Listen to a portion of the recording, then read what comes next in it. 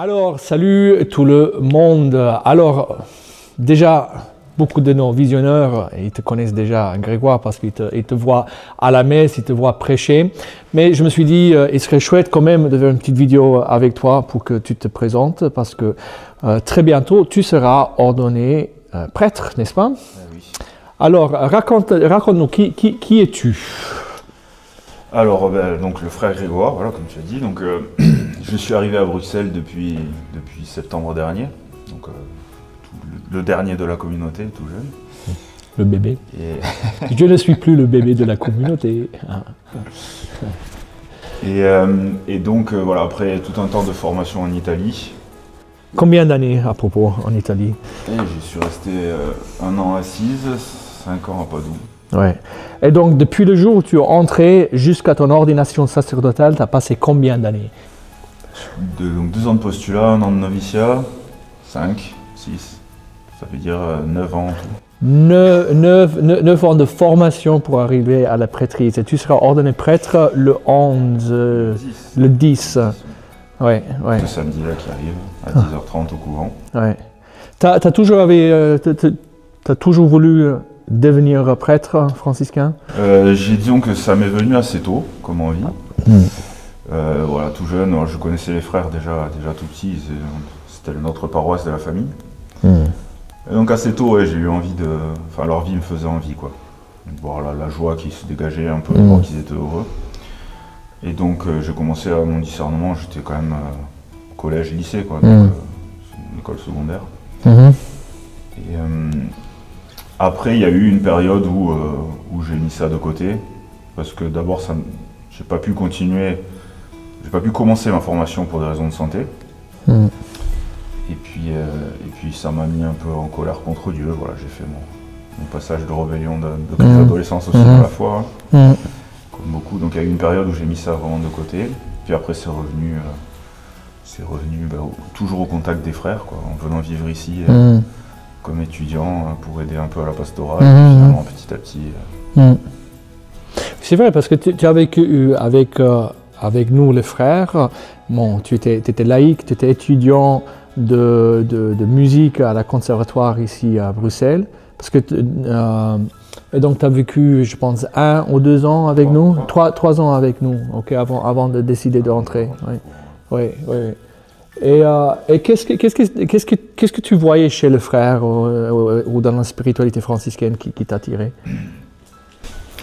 Alors je pense que le premier truc qui m'a attiré, comme je le disais avant, c'était la joie de voir des frères qui étaient heureux entre eux. Après, plus en approfondissant un peu, voilà, tout au long de la formation, ce qui m'a marqué particulièrement, donc c'est le lien entre la pauvreté et la joie. Puis ce mode de relation. Il y a un lien entre la pauvreté et la joie? Oui, il y a un lien entre la pauvreté et la joie. Explique-nous, frère Grégoire. Parce que la pauvreté bien vécue, la pauvreté choisie, source de grande liberté. Ah oui. Et cette liberté, en fait, te donne une joie profonde. Une capacité aussi de nouer des relations vraies, parce que libres, quoi. Donc c'est ça que j'ai découvert au début et qui m'a intéressé, qui m'a plu. Et puis le nouveau mode de relation que propose un peu Saint François, qui est nouveau à son époque, cette idée de minorité, donc de type de relation beaucoup plus... On se met pas, il n'y a pas de supériorité de l'un sur l'autre, voilà. Ce qu'on vit aussi dans les couvents, en fait, de fraternité envers tous, entre nous, puis aussi envers les gens qui viennent. Souvent on dit que les frères sont particulièrement accessibles un peu partout, dans tous les couvents, on a ce ressenti. Et voilà, ça fait partie des choses qui m'ont bien plu chez François. Après il y en a plein d'autres. Son élan missionnaire, on va dire aussi, proximité avec les pauvres, tout ça. Et donc dans quelques jours là, tu seras ordonné prêtre, donc tu as été attiré par la spiritualité franciscaine, la joie, la fraternité. Et maintenant, pour toi, le prêtre ou le frère idéal, le frère que tu voudrais incarner, il ressemble... Attends, t'es un petit jeune. Si t'es déjà arrivé, oh mon Dieu, t'as encore du chemin à faire, mon frère.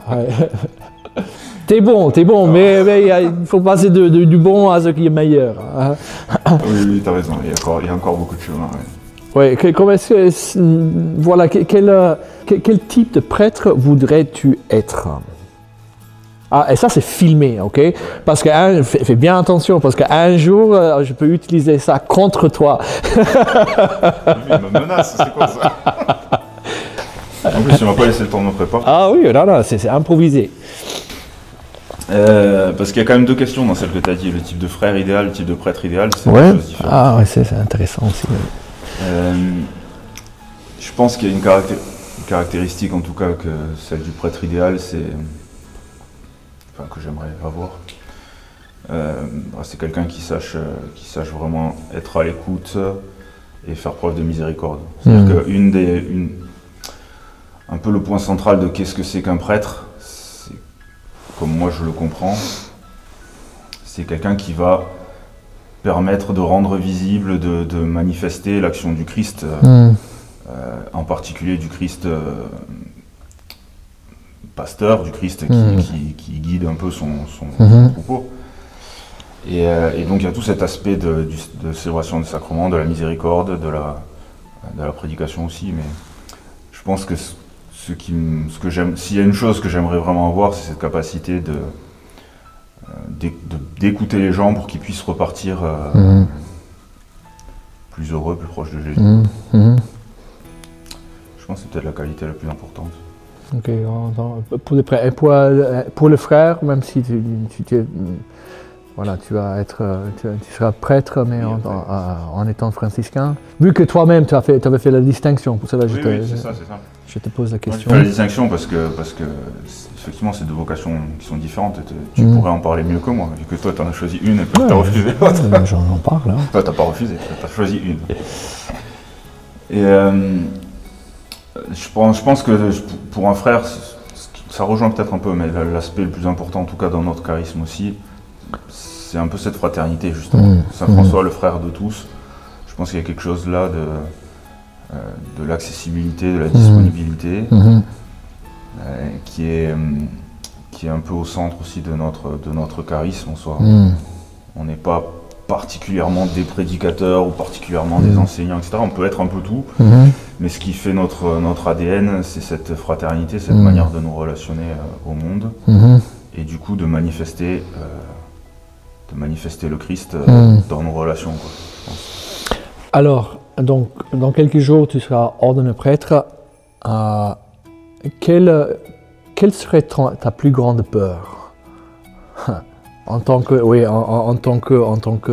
futur prêtre, ou aujourd'hui quand tu penses, est-ce qu'il y a des choses qui t'effraient là-dedans? Je sais pas s'il y a des choses qui m'effraient. Il y a des disons que malgré la blague que j'ai faite tout à l'heure, je suis conscient de pas d'être loin d'être parfait. Et donc voilà, j'ai comme tout le monde des faiblesses, des vulnérabilités. Donc parfois, des fois, j'ai un peu ces craintes de me dire, je suis un homme comme les autres. Donc aussi, voilà, on en parlait aussi il n'y a pas longtemps, la persévérance, tenir dans la vocation, puis en même temps ne pas non plus, parce qu'il y a le tenir pour pas partir, mais il y a aussi le tenir pour pas se laisser aller à une certaine routine, une certaine petit à petit tomber dans une médiocrité. Le mot est peut-être un peu fort, mais le fait de garder ce feu pour Jésus, tu vois, qui motive normalement, qui devrait motiver ma vie de tous les jours. Ça, je pense, c'est peut-être la plus difficulté, parce qu'on a tous nos faiblesses. Mais après, il y a quand même en ce moment quand même une tendance de fond qui me traverse, qui est plus la confiance que la peur, quoi. Le fait de me dire, effectivement, il y a des faiblesses et des vulnérabilités, et je suis loin d'être parfait. Et en même temps, je sais que je me lance pas tout seul dans cette vocation. C'est pas non plus d'ailleurs moi qui me lance tout seul, c'est une vocation que je sens, mais qui est confirmée par des formateurs, par l'Église, par l'évêque qui va m'imposer les mains. Donc il y a une stabilité aussi qui dépend pas de moi, qui est pas uniquement de moi, quoi. Il y a une confiance que si le Christ m'appelle à cette voie, et ce que je crois, il aussi me soutenir, quoi. Puis je suis sûr que tous ceux qui sont en train de nous regarder, ils vont prier pour toi. J'espère. J'espère. Pour moi, c'est Tu vois, et puis concernant tes faiblesses et tes manquements, ne t'inquiète pas, je serai là pour te rappeler là où tu as raté. J'ai confiance en toi. Alors, petite dernière question. Raconte-nous un moment fort où Jésus t'a touché. Un moment fort où Jésus m'a touché. Ça, c'est toujours une question un peu difficile pour moi, parce que pour moi, ma relation avec Dieu, c'est plus construit dans quelque chose de progressif, quoi. Tu as été cuit au feu doux, quoi, c'est ça? Oui, plutôt. Disons que j'ai jamais eu vraiment de crise de foi, de pas croire. J'ai jamais eu, je pense, de conversion radicale. Il y a eu des moments forts que j'ai pu vivre où j'ai touché un peu plus du doigt, un peu plus fort à ce moment précis que Dieu agissait.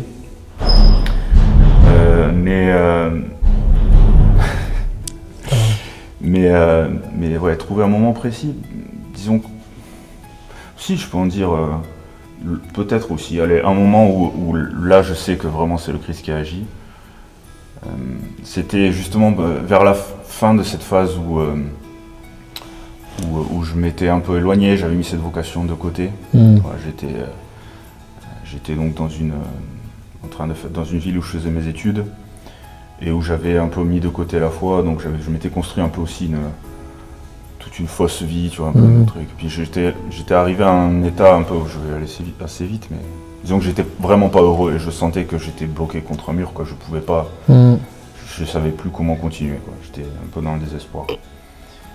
Et je me remets à prier un peu mais c'est pas une prière de quelque chose écrit, une prière qui vient du cœur parce que Seigneur, là je vois un mur devant moi, ou bien tu m'ouvres quelque chose, ou bien je me fracasse contre, quoi. Et puis c'est juste après, quelques semaines après, même pas, que c'est le frère Daniel là, qui me contacte pour me dire, en fait, on ouvre à Bruxelles, j'aurais besoin de quelqu'un qui soit là. C'était en fait l'occasion pour moi de recommencer. Oui, c'est la providence, quoi. Ouais. Et c'était vraiment un truc, ouais, la providence. Là, c'était clairement l'action du Christ, quoi. Et puis voilà, après il y a eu des expériences fortes que j'ai pu vivre dans la prière, ça c'est clair. Hein, en ce moment, il y a pas mal de petites choses, notamment pendant la messe, en fait. Je réalise pas forcément toujours bien ce qui va se passer pour l'ordination. Mais de temps en temps, il y a une espèce de flash qui dit « Oulala, mais ça, dans quelques mois, dans quelques semaines, ce truc-là, c'est toi qui le dis. Ce geste, c'est toi qui le fais. » Et ça fait... C'est une expérience un peu forte, quoi, de relation avec Dieu. Ouais. Et puis voilà, après, il y a le quotidien, il y a la vie de prière, d'oraison, je sais pas... Merci Grégoire, ça c'est vraiment intéressant tout ça, c'est beau, hein.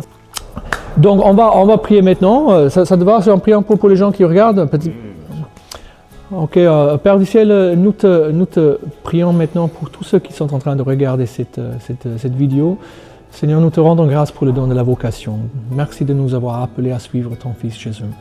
Dans son nom, envoie maintenant ton Saint-Esprit afin que chacun puisse être fidèle à ton appel, chacun puisse accomplir la tâche que tu lui as confiée.